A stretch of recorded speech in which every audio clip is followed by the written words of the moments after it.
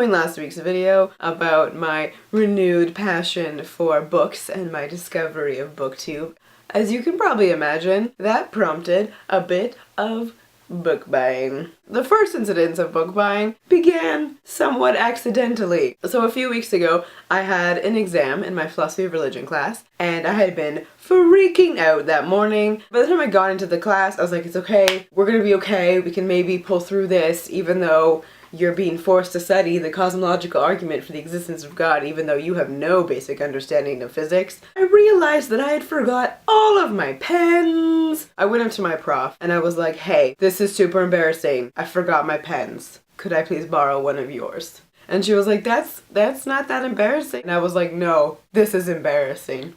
Wrote the test, and I was like, shit, I need pens for the rest of the day. I ran to our university bookstore, and lo and behold, book sale. The first book that I saw was Northwest by Zadie Smith, because how could you not see this book? From across the room, it was like,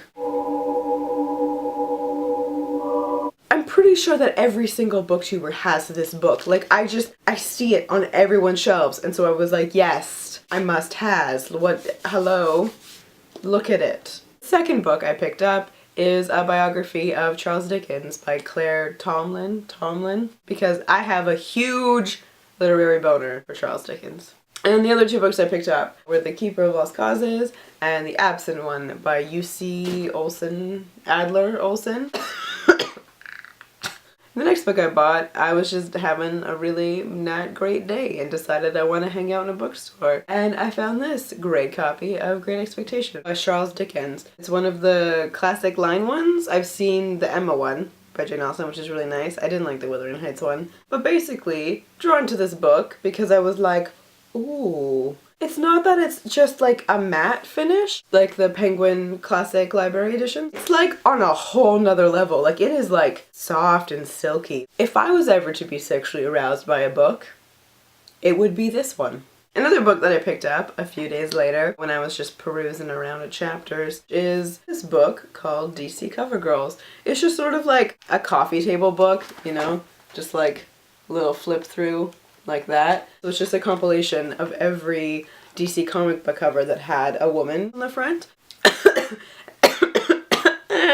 And then today, I promise, we're almost done, home stretch, I found myself in a thrift store, and I feel really bad because I was with a friend, already been subject to my book browsing the week before quite intensely on a very special trip, which I will be talking about later. Anyway, scored some sick books. The first three that I got were all Michael Ondaatje books, who is a very famous Canadian author who's dope as shit. So, the books that I picked up are In the Skin of a Lion, English Patient, Divisadero, wow, that was eloquent as fuck. Divisadero.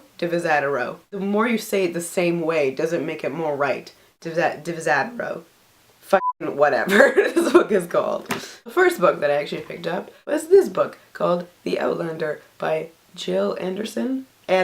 So this book is described as a literary western, which gets me real fucking excited because this is something that I do not admit very freely or to that many people, but I love westerns. Movies, films, books, yeah. And the last book that I got, which I'm super excited for because I've wanted it for so long and I found it in amazing condition, is The Sisters Brothers by Patrick DeWitt. Also written by someone who's born in Canada and moved to the United States like a traitor, so that'll be fun.